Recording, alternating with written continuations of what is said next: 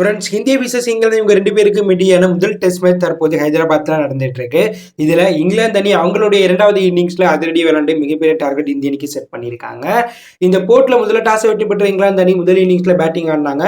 முதல் இன்னிங்ஸ்ல இங்கிலாந்து 64.3 முடிவுல 10 விக்கெட்ல பேருக்கு 246 ரன்கள் மட்டுமே அடிச்சாங்க. இந்திய அணி பந்து வீச்சு தரப்புல அதிகபட்சமா ஜடேஜா, அஸ்வின் 3 விக்கெட்டும், அக்சர் பட்டேல் 2 விக்கெட்டும், பும்ரா 2 விக்கெட் எடுத்தாங்க. பின்னர் களமிறங்கிய இந்திய அணி அவங்களுடைய முதல் இன்னிங்ஸ்ல 21 ஓவர் முடிவுல 10 விக்கெட்ல பேருக்கு 436 ரன் அடிச்சாங்க. இந்திய அணி பேட்டிங் தரப்புல எஸ்எஸ்சி ஜெய்ஸ்வால் 74 பாலுக்கு 80 ரன்னும், கேஎல் ராகுல் 123 பாலுக்கு 86 ரன்னும், 180 பாலுக்கு 87 ரன் அடிச்சாங்க. பின்னர் களமிறங்கிய இங்கிலாந்து அணி 190 ரன் இந்திய அணி லீடு வச்சதுனால அதை அடிச்சு ஒரு மிகப்பெரிய டார்கெட்டை செட் பண்ணணும்னு களமிறங்கினாங்க. அந்த அணியில் ஓப்பனிங் பேட்ஸ்மேன் ஜாக்காரி 31 ரன்லையும், பென் டக்கர் 47 ரன்லேயே அவுட் ஆக, ஒலிப்போப் அதிரடியாக விளாண்டாங்க. ரூட் 2 ரன்லையும், பேஸ்டோ 10 ரன்லையும், பென் ஸ்டோக் 6 ரன்களையும் அவுட் ஆக, மிடில் ஆர்டர் பேட்ஸ்மேன் டாம் அவர்கள் 34 ரன்ல அவுட் ஆனாங்க.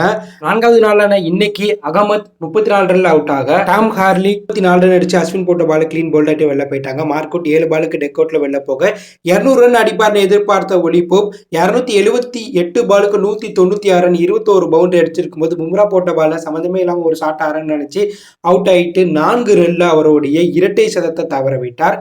ஒலிப்போப் மட்டும்தான் இந்த மேட்ச்ல இங்கிலாந்து அணிக்காக தனி ஆளா இருந்து போராடி இங்கிலாந்து அணி 420 ரன் அடிக்க முக்கிய காரணமா அமைஞ்சார். இங்கிலாந்து அணி அவங்களுடைய 2வது இன்னிங்ஸ்ல 120.1 முடியல 10 விக்கெட்ல பேருக்கு 420 மிகப்பெரிய டார்கெட் அடித்தாலும் இந்திய அணிக்கு 230 ரன் டார்கெட்டா செட் பண்ணியிருக்காங்க. ஸோ இந்திய அணி அவங்களுடைய 2வது இன்னிங்ஸ்ல இந்த 230 ரன்னை 4வது நாளான இன்னைக்கு 5வது நாளான நாளைக்கு இதுக்குள்ள அடிச்சா இந்த மேட்சை ஜெயிச்சிருவாங்க. இந்த 230 ரன்குள்ள இந்திய அணி இங்கிலாந்து சுருட்டினா இந்த மேட்ச்ல இங்கிலாந்து அணி வெற்றி பெற வாய்ப்பு இருக்கு.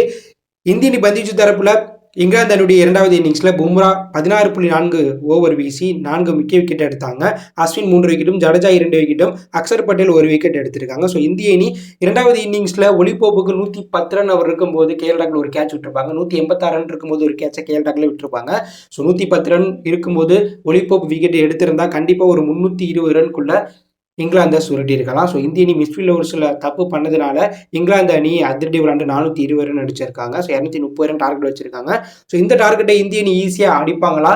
இந்த போட்டியில் இந்திய அணி வெற்றி பெற வாய்ப்பு இருக்கா? இங்கிலாந்து வெற்றி பெற வாய்ப்பு இருக்கு? இந்த போட்டி டிராக வாய்ப்பு இருக்கா? அப்படிங்கிற கருத்தை கமெண்ட்ல லீவ் பண்ணுங்க. இது பிடிச்சிருந்தா லைக் பண்ணுங்க, ஷேர் பண்ணுங்க, கமெண்ட் பண்ணுங்க, மறக்காம நம்ம சேனலை சப்ஸ்கிரைப் பண்ணி ஃபாலோ பண்ணுங்க.